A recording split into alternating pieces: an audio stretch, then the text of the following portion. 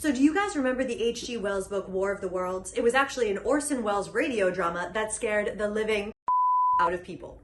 Well, in 1953, there was a theatrical release of the film, starring Gene Barry and Anne Robertson. This film was aired in 1988 to coincide with the premiere of the first-run Canadian-based syndicated series that aired on WCIX Channel 6 in South Florida, to be exact. The air date was October 2nd, 1988. Okay, are you still with me? TJ here, and yep, if you're wondering, we are airing the actual commercials that aired during the first airing of the film The War of the Worlds on channel WCIX Channel 6 in the fall of 1988. Cool, huh?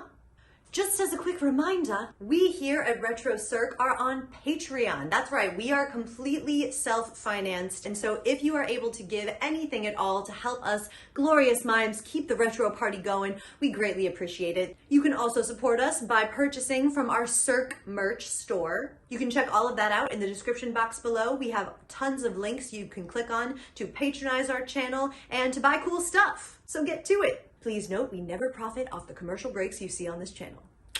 Please remember, on YouTube, we never profit off the commercial breaks that you see on this channel. None of that stuff goes to us. So support us. We're worth it, we promise. So that's about it for the block of commercials that we have for you guys, but wasn't that cool checking out the stuff that aired during the first airing of War of the Worlds in 1988? And if you haven't checked out that movie, go see it. It is life-changing, seriously. It's on Amazon, or get the Blu-ray or the DVD, the Criterion Collection. So with all that said, this is what we've got for you guys today, and we so enjoyed having you here. Let's talk about colorizing in movies, shall we? Many of us, I mean, not me, but many people hate black and white movies. They say they're dull and they're boring. I happen to love them myself. But in the 80s, some genius, well, his name was Ted Turner, he bought all these vintage films and he pretty much recolorized them entirely for contemporary use. Thank you, Ted. Honestly, no, Ted, I don't thank you. Filmmakers work really hard to protect and preserve their artistic point of view. But when studios try to recolorize these and make it hip and cool, they lose their intrinsic artistic value. Okay, it's beside the point, I'll get off my soapbox. But this week, we are looking at the commercials that aired during a colorized airing of the film Arsenic and Old Lace. One of my personal faves. You must see it. It's amazing. Please go see it. This film is starring Cary Grant and directed by Mr. Wonderful Life himself, Frank Capra. And this first aired on WBFS-TV 33. The air date was October 2nd, 1988. Welcome back. I hope you're enjoying these ads from the original airing of Arsenic and Old Lace. Just as a reminder, we are on Patreon. That's right. We here at Yard Lion and RetroCirq are completely self-financed. We have no benefit from any of the commercials you see playing on YouTube. So if you could find it in your heart to help us out, to keep the lights on here at our studio, we would greatly appreciate it. Check out the description box for the links to our Patreon. We have PayPal, we have Cash App, and don't forget to check out our Cirq store with all kinds of awesome Cirq merch. And that really, really helps us, you guys. So before we get back to the ads, I just wanted to jump in and talk a little bit more about the colorization of black and white film. Now, some people see it as a way to get more people, especially of modern times, to watch classic films and increases viewership.